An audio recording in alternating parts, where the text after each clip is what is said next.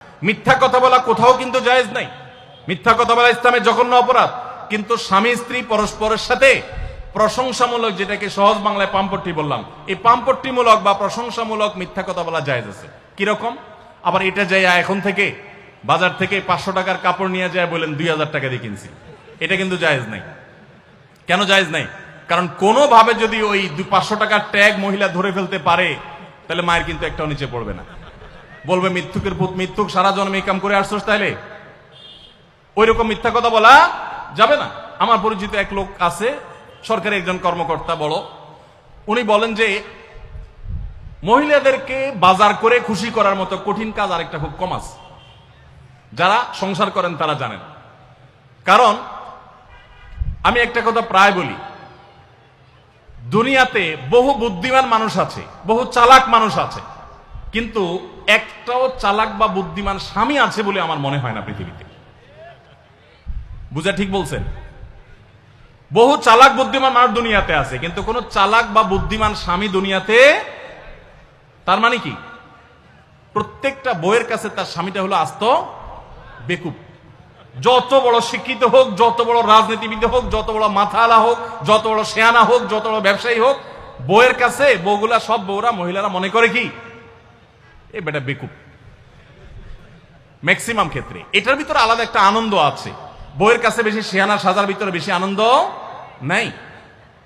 পরিবারের কাছে বেশি শেয়ানামি করতে হয় না, সেখানে বোকা সাজার ভিতরে একটা আনন্দ আছে।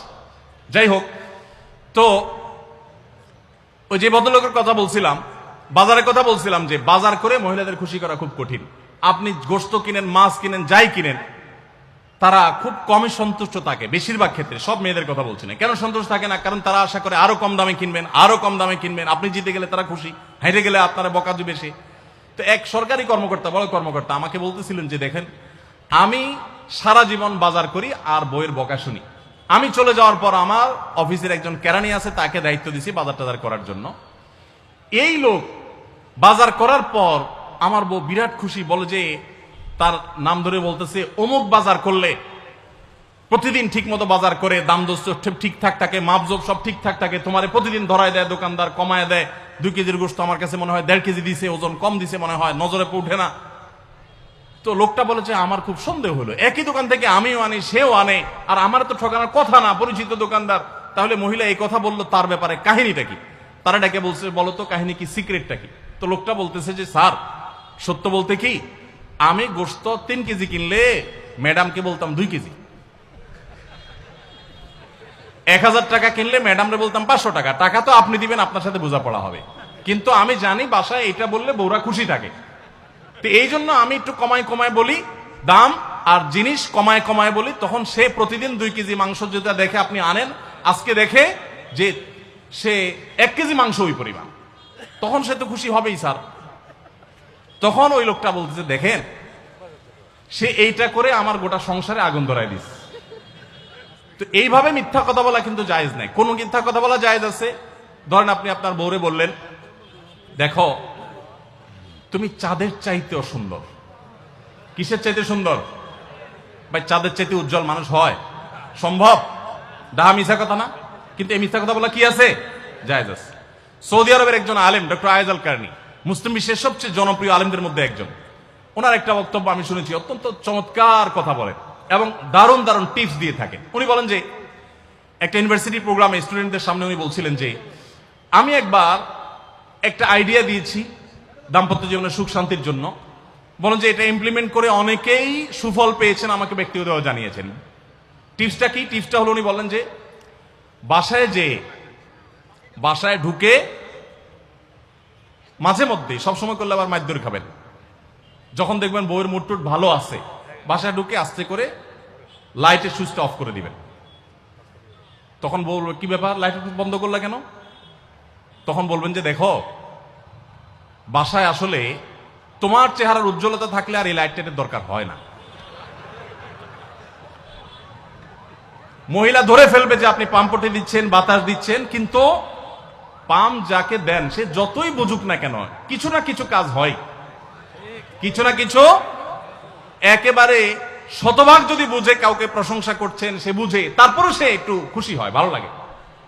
তো উনি বললেন যে শরবত বানায় আনছে বউয়ে, তখন বলবেন যে দেখো চিনি দিও না, চিনি দিও না।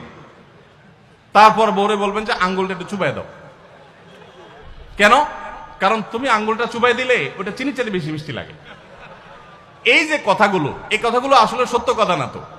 এই টাইপের কথা স্বামী স্ত্রীর মধ্যে মিথ্যা হলেও সেটা কি আছে? জায়েজ আছে। ভাইরা আমার, এই জন্য দাম্পত্য জীবনে সুখ শান্তির জন্য একে অন্যকে ভালোবাসা, প্রশংসা করতে জানা, বিশেষ করে স্বীকৃতি দিতে জানা, ভালো গুণগুলোর কথা বলা, এটা হারিয়ে গেছে। অনেকে মনে করে যে না, ভালো গুণ বললে মাথায় উঠবে। এটা ভুল। মাথায় উঠবে সেটা ব্যালেন্স করার জন্য আপনাকে অন্য কাজ করতে হবে, কিন্তু তাই বলে প্রশংসা করতে কার্পণ্য করা যাবে না, স্বীকৃতি দিতে হবে।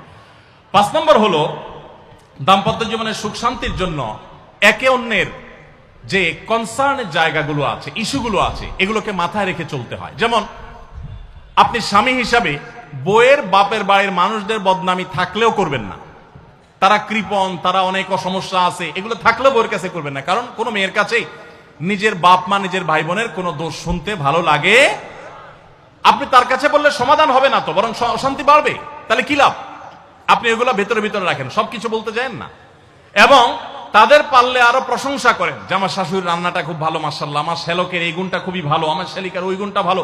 যত বেশি তার বাপের বাড়ি তারিফ করবেন, দেখবেন যে আপনার ঘর পুরাই শান্তি। ঠিক একইভাবে মা বোনরা যারা আছেন, তারা স্বামীদের দুর্বল পয়েন্টগুলোকে মাথায় রাখবেন। যে কথা বললে স্বামী স্ত্রী উভয় জানেন যে যেটা বললে তার মনে কষ্ট হয়, সেটা তাকে বলবেন না। অনেক মহিলা আছে বাহিরের রান্নার তারিফ শুনলে তার মাথা নষ্ট হয়ে যায়, আছে না নেই? যে ঘরে এসে বাহিরের রান্নার তারিফ শুনতে চাই না। তাহলে বাহিরের রান্না ভালো হইলেও ওইগুলোকে ভালো বলবেন না, চুপচাপ থাকবে, মিথ্যা বলার দরকার নেই। তাহলে এই বিষয়গুলো মাথায় রেখে চলা, যে কি বললে তার কষ্ট হয়, ইনশাআল্লাহ এতে দাম্পত্য জীবনে সুখ শান্তি হবে।